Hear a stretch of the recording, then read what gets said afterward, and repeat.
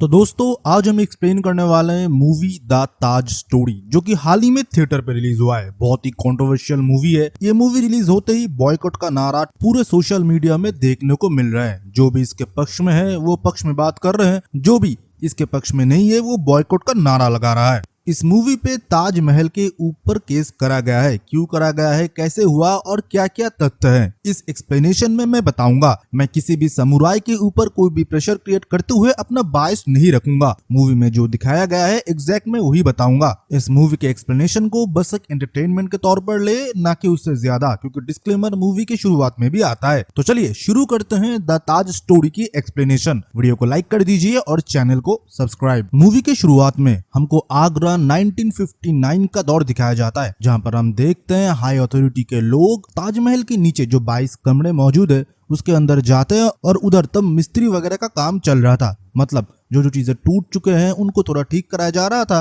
Authority के द्वारा। अभी तभी उनमें से एक अथॉरिटी वाला देखता है कि जहां से थोड़े बहुत ईंट गिर चुके थे एक कमरे में से, उसके अंदर जब वो झांकता है वो शॉक हो जाता है। वो अपने हायर अथॉरिटी के सर को बुकाता है, बोलता है रघुराम सर आप आई है। वो बोलता है हाँ राव क्या हुआ। वो जब आके वो दोनों देखते हैं वो दोनों हक्के बक्के रह जाते हैं और बोलते हैं कि अथॉरिटी को तुरंत इस बारे में बताना पड़ेगा। फिर उधर से सीन शिफ्ट होता है प्रेजेंट डे में। प्रेजेंट डे में हमको ताजमहल दिखाया जाता है, जहां पर हम देखते हैं लोगों की चहल पहल। टूरिस्ट आए थे, फॉरेनर्स भी आए थे, इसी के साथ गाइड लोगों के भी भरमार थे। वो लोग दिखाने लगे, ताजमहल का हिस्ट्री बताने लगे। उसमें से हमारे विष्णु दास भी एक है, जिसका बेटा भी यही काम ही करता है। पीढ़ी दर पीढ़ी 3 पीढ़ी से इनका यही काम चला आ रहा है, टूरिस्टों को घुमाना और ताजमहल के बारे में बताना।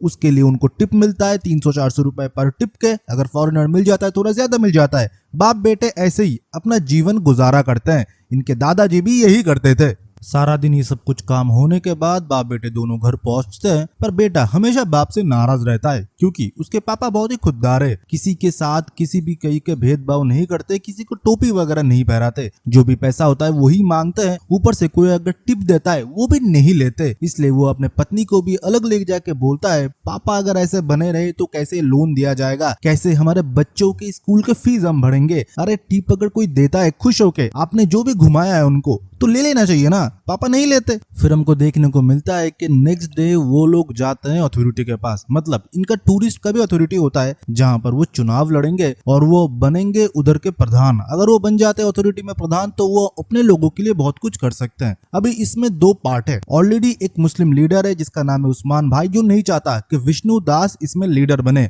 तो उसके मुस्लिम कम्युनिटी के लोग सिर्फ उस्मान भाई को सपोर्ट करते हैं और हिंदू कम्युनिटी के जो गाइड लोग हैं वो विष्णु दास को सपोर्ट करते हैं। पर दिखने में लग रहा है कि विष्णु दास का जो पड़ला है इस बार भारी है, इसलिए उस्मान भाई भी उसे समझाते हैं, पर विष्णु नहीं समझता। बोलता है इतने टाइम से तो आप थे, आपने हमारे जैसे लोगों के लिए क्या किया। गवर्नमेंट हर वक्त रेनोवेट तो कराते हैं ऐसे जो पुराने चीजें हैं, आर्कियोलॉजिस्ट चीजें हैं, पर हम जैसे लोगों का क्या, हम जैसे लोगों का ना इंश्योरेंस होता है, नहीं सोच पाते कि ये काम अगर छोड़ देते तो हम आगे जाके क्या करेंगे। हमारा ना कोई बीमा बनता है, ना कोई कार्ड होता है, हमारे लिए क्या। आप इतने टाइम से हैं, आपने कुछ सोचा नहीं, अब हमारी बारी है। तो अगर मैं जीत जाता हूं तो हमारे जो टूर गाइड कम्युनिटी है उन सब के लिए मैं काम करूंगा, आपको चिंता करने की कोई जरूरत नहीं है। पर यह बात मानो उस्मान भाई को उतना हजम नहीं हुआ। इस वजह से तो इन दोनों में 36 का आंकड़ा हमेशा ऑफिस में बना रहता है। विष्णु दास की सिंपल सी फैमिली है, 2 पोता पोती है, लड़के ने शादी कर लिया है, एक बेटी है जिसकी अभी शादी नहीं हुई। पूरा परिवार बहुत अच्छे से रहते हैं। अभी भाई ये इलेक्शन में खड़े हुए हैं तो उनका इंटरव्यू वगैरह भी लिया जाएगा। एक लड़की आती है अपनी पूरी टीम के तामझाम के साथ और विष्णु दास का इंटरव्यू लिया जाता है। जो टॉपिक और थीसिस पेपर होता है उस लड़की का वो है ताजमहल, ताजमहल की सच्चाई। शाहजहां ने ताजमहल कब बनाया, क्या राजा मान सिंह से ताजमहल को लीज में लिया गया था, ताजमहल के नीचे वाले 22 कमरे का रहस्य क्या है,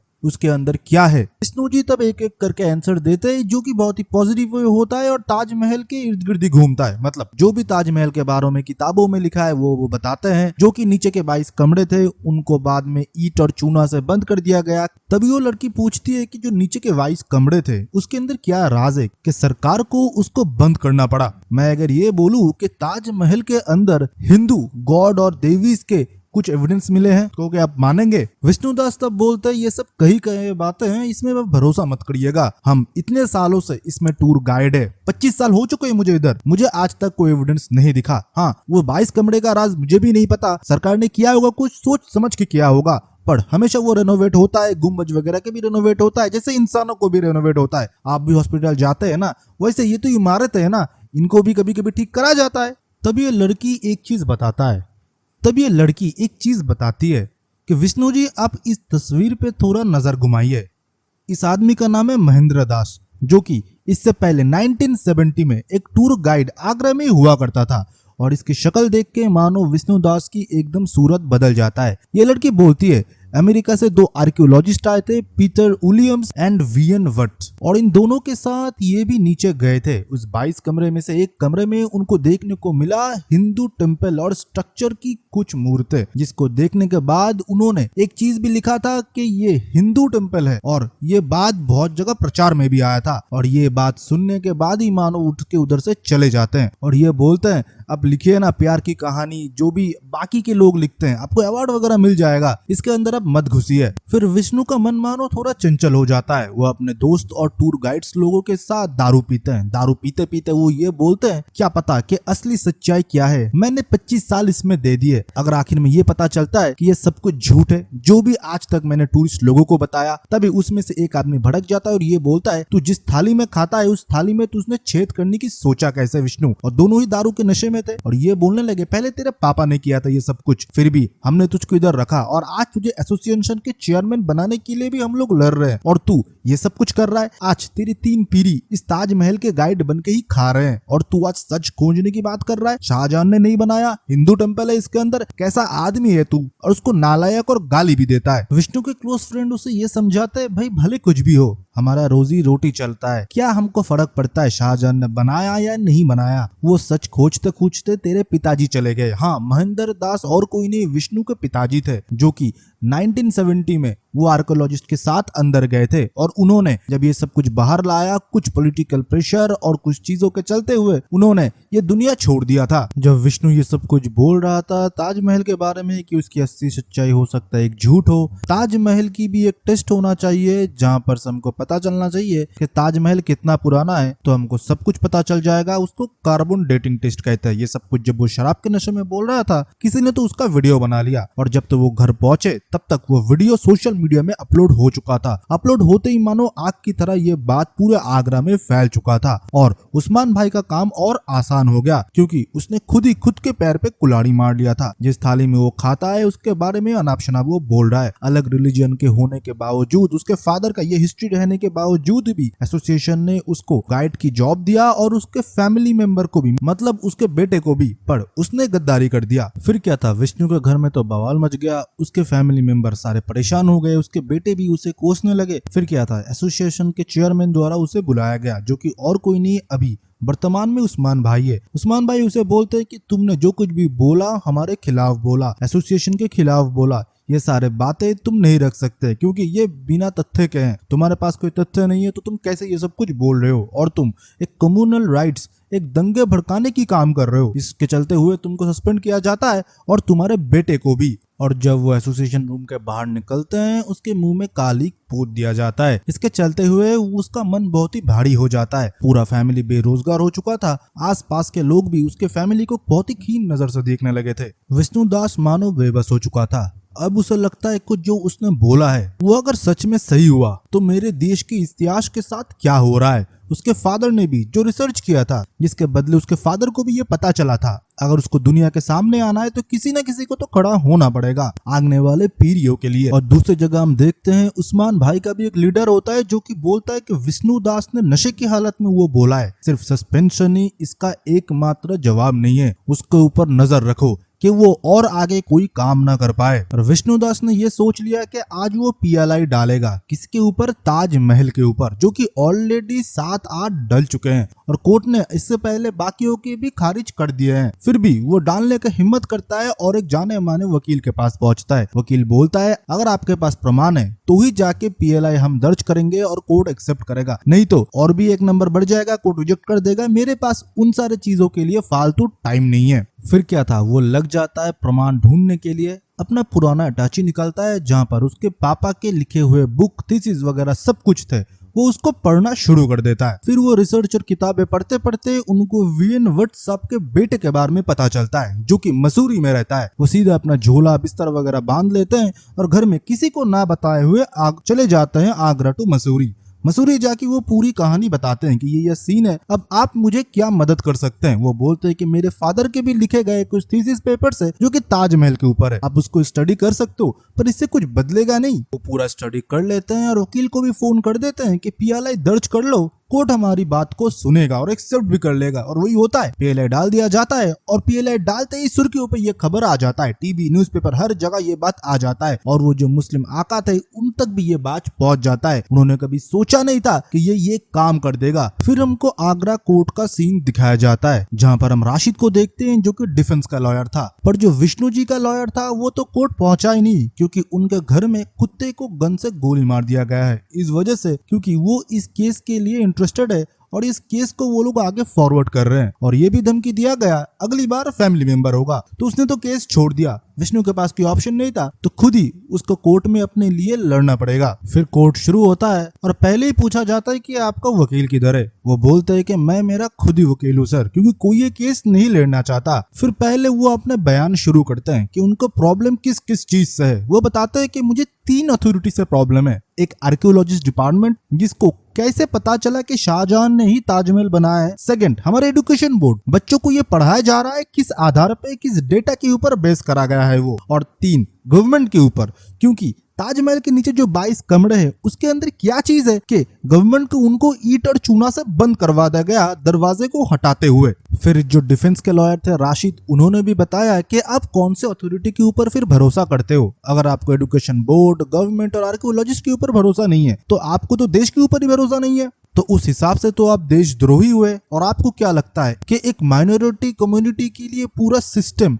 ने पूरा आग बंद कर लिया? जो कुछ भी बुक में लिखा है, आर्कियोलॉजिस्ट ने जो बताया है और जो गवर्नमेंट किया है, वो सब कुछ गलत है, सिर्फ एक माइनॉरिटी को प्रोटेक्ट करने के लिए। फिर हम देखते हैं कि विष्णु दास ने कुछ फोटोज भी अपने साथ कैरी किए थे, जहां पर वो उस 22 कमरों की फोटोज बाहर के ओर से फोटोज लिया गया था। उसी के साथ उसने बहुत सारे फोटोज लिए थे जो कि फर्श के थे, जहां पर स्वास्तिक चिन्ह और हमारे हिंदू कल्चर के बहुत सारे निशाने मिले हैं। उसी के साथ उसने एक गम्बुज जो कि ताजमहल के एकदम ऊपर था, उसका भी फोटो जूम करते हुए ये दिखाया है कि इधर आपको नारियल, शिवलिंग का ऊपर जो त्रिशूल है वो, और उसी के साथ आपको आधा चांद भी मिलेगा जो कि हमारे हिंदू कल्चर को दर्शाता है। उसके तर्क देते हुए राशिद भी बोलते हैं कि आधा चांद हमारे मुस्लिम कम्युनिटी को भी दर्शाता है, इसका कोई मतलब ही नहीं है। और ऊपर आप नहीं देख रहे, उधर लिखा हुआ है अल्लाहू अकबर। तो वो बोलते हैं कि अगर रिनोवेशन का काम चल ही रहा था तो अल्लाहू अकबर रखना कोई बड़ी बात नहीं है। रिनोवेशन ये नाम सुनते ही ये लोग पूरा भड़क जाते हैं। राशिद बोलते हैं, रिनोवेशन क्यों बोल रहे हो, ये एकदम नींव से शाहजहां ने बनाया है। उसी के साथ बहुत सारे प्रूफ विष्णु दास ने और भी दिए थे, जहाँ पर गौशाला और बहुत सारे हिंदू चीजों की निशानियां भी मिले थे। इन सारे चीजों को और तर्क को देखते हुए कोर्ट ने इस पीआईएल को एक्सेप्ट कर लिया था। राशिद और उसके आका इस बात से बहुत ही नाखुश थे। राशिद बोलता है, आप चिंता मत करिए, इसके बाद कोई भी इसके बारे में सोचेगा भी नहीं। मैं उसको कोर्ट में इतना घसीटूंगा कि इसके बाद कोई भी ऐसे पीआईएल डालने के लिए सोचेगा भी नहीं। तब उसके आका बोलते हैं, आज ताजमहल के ऊपर डाला है, इसके बाद कुतुब मीनार के ऊपर डालेगा। पागल की कमी नहीं है हमारे देश में, इसको ऐसा तोड़ना, इसके बाद कोई सोचे भी ना। फिर अगले दिन देखते हैं फिर से कोर्ट में हियरिंग होता है, जहां पर हम देख पाते हैं कि एजुकेशन बोर्ड से बुलाया जाता है अथॉरिटी को, जहां पर एक लेडी होती है जिसको पूछा जाता है राशिद द्वारा कि आप एजुकेशन जो भी बुक है हिस्ट्री की, उसमें कोई भी तथ्य को कैसे डालते हो। वो बोलते हैं जो हिस्टोरियन होते हैं, जो कोर्ट के वर्डिक्ट होते हैं, उनको देखते हुए पॉजिटिव वे में हम डालते हैं, जैसे बच्चे के ऊपर अच्छा असर पड़े। कोई गलत सलत चीज हम डालते नहीं है, कोई एक्सट्रीमिस्ट चीज हम डालते नहीं है। फिर हम देखते हैं कि उसको क्रॉस एग्जामिनेशन करता है विष्णु।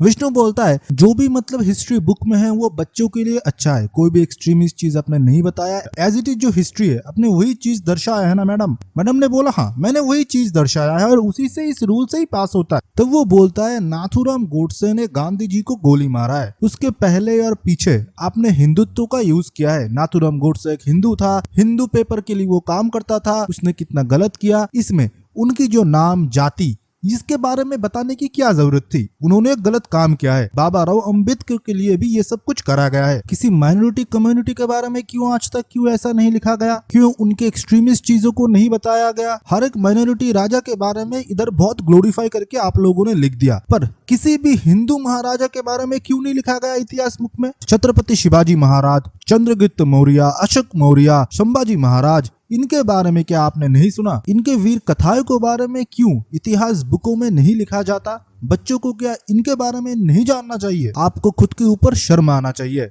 और ये बोल के वो अपना क्रॉस एग्जामिनेशन खत्म करते हैं। कोर्ट के सामने ये बोलते हैं इनके हिसाब से मुगलों के बाद कोई भी ग्लोरीफाई राजा पैदा ही नहीं हुआ है। सोच को पनपने से पहले ये लोग तोड़ देते हैं। कोर्ट नेक्स्ट हियरिंग डेट देते हैं, जहां पर हम ये भी देखते हैं बहुत सारे हिंद राष्ट्र पार्टी से भी बुलावा आ रहा था विष्णु को, क्योंकि सबको अपना कॉमन इंटरेस्ट चाहिए। और उसी के साथ मुस्लिम कम्युनिटी के लोग भी विष्णु से बहुत नाराज थे। इससे चलते हुए उसकी बेटी और उसके बहू के साथ भी बाहर बदतमीजी होने लगे।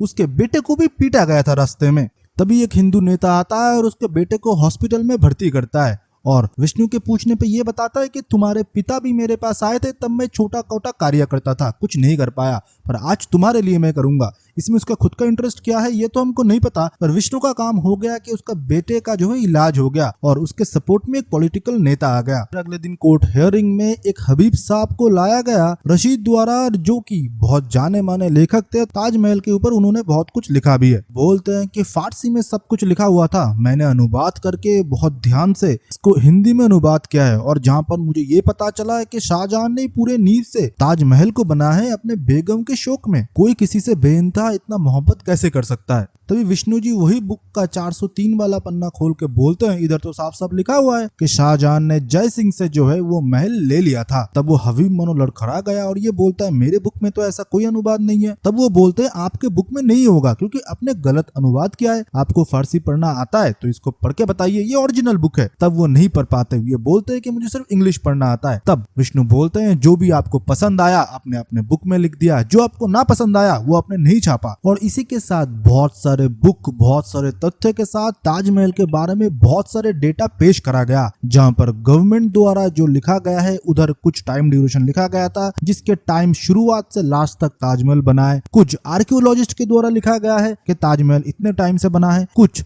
तथाकथित सवा कवि के बारे में लिखा गया था जो तभी भारत में आए थे भ्रमण करने के लिए, उन्होंने कुछ लिखा है। किसी का टाइमलाइन भी किसी दूसरे के टाइमलाइन के साथ मैच नहीं कर रहा। और दूसरी जगह कोर्ट बार बार बोले जा रहा है कि आपको सबूत पेश करना पड़ेगा जो कि आई विटनेस है कि उस 22 कमरों के अंदर क्या है। तब विष्णु बताते हैं जो सर विलियम्स आए थे उन्होंने गवर्नमेंट की परमिशन ना लिए बिना कार्बन डेटिंग किया था एक लकड़ी के दरवाजे के ऊपर। उनको पता चला था कि जब ताजमहल था उससे 300 साल पहले ये ताजमहल का लकड़ी का सैंपल है, मतलब उसका पहले ये सब कुछ बना है, शाहजहां ने इसको नहीं बनाया है। और जब ये थीसिस पेपर उन्होंने पेश किया गवर्नमेंट द्वारा, गवर्नमेंट ने और कुछ भी नहीं किया, लकड़ी के दरवाजे हटा दिए और उधर ईंट के दीवारें लगा दिए। कुछ तो सच छुपा रहे हैं ये लोग। फिर कोर्ट की नेक्स्ट हियरिंग का डेट मिलता है, जहां पर हम देखते हैं रात को विष्णु जी के पास एक कॉल आता है जो कि और किसी के नहीं वकील का होता है, जो कि छुपा के ये बोलता है एक आई विटनेस है जो कि गवाही देगा। तब विष्णु जी उनसे मिलते हैं और ये बोलते हैं मेरा नाम ऑफिसर रघुराम है, मैंने 1959 में ताजमहल के अंदर वो जो 22 कमरे है, एक कमरे के अंदर स्वास्तिक चिन्ह और हमारे हिंदू स्क्रिप्चर की चीजें देखे थे,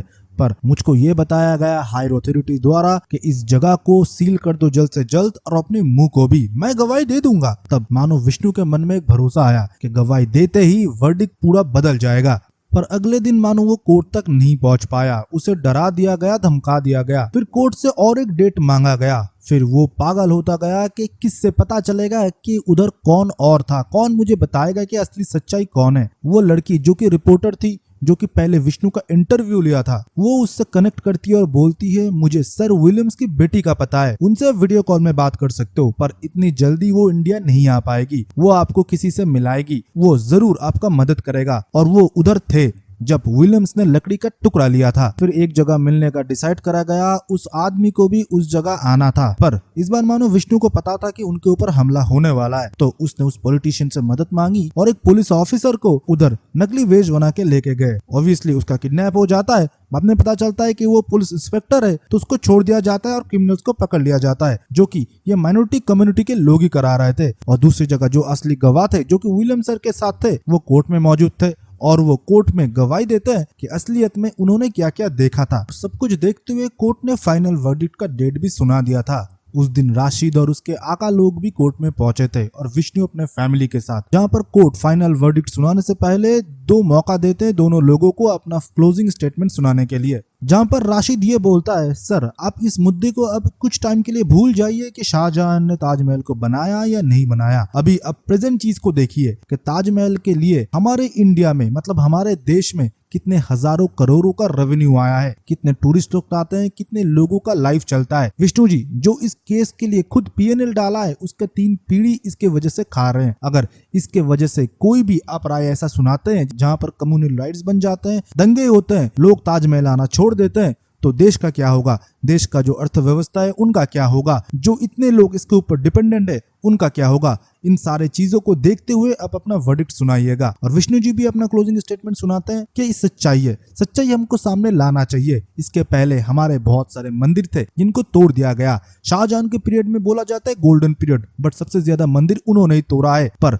हम उनको ग्लोरीफाई ऐसे करते हैं कि उन्होंने कुछ भी नहीं किया, वो बहुत सेकुलर है। अगर वो सेकुलर है तो इतने मंदिर क्यों तोड़े गए? अगर वो लव के निशानी थे तो इतने सारे लोग शाहजहां के टाइम पीरियड में भूखे थे, 70 लाख लोग मारे गए थे, उन्होंने कुत्ते का मांस खाया, इसी के साथ उन्होंने भूखमरी से जान दे दी। पर शाहजहां ने हर एक गांव में चंदा मांगा था इस ताजमहल को बनाने के लिए। ये सब कुछ बुक में लिखा है, मैं कुछ बड़ा चढ़ा के नहीं बोल रहा। ये सारे चीज को मद्देनजर रखते हुए कोर्ट ये डिसीजन लेता है, ये जो वर्डिक्ट है इसको फिलहाल होल्ड करा जाएगा और एक कमेटी बनाया जाएगा आगे की कार्रवाई के लिए। इसी के साथ ये भी बोला जाता है जो बुक्स है उसमें हमारे हिंदू कल्चर मंदिर के बारे में भी बताया जाए, जैसे मुगलों के लिए बताया जाता है, क्योंकि पीढ़ी दर पीढ़ी इस चीज को पढ़ते हुए उन लोगों को पता चलेगा हमारे देश के इतिहास के बारे में। इतिहास को कोई भी कोर्ट के द्वारा चैलेंज नहीं करा जा सकता, इसको स्पेशल टीम और आर्कियोलॉजी टीम के द्वारा ही निरीक्षण किया जा सकता है। इसके बाद एक डिस्क्लेमर आता है जहां पर हमको देखने को मिलता है कि बहुत सारे लोग इसके पहले पीएनएल डाल चुके हैं और आपको सुनने में हैरानी होगा कि 2025 में भी पीएनएल डाले गए हैं। विष्णु जी का केस खारिज हो जाता है, इधर से सुप्रीम कोर्ट जाता है, सुप्रीम कोर्ट में भी खारिज होने के बाद हाई कोर्ट में भी खारिज हो जाता है।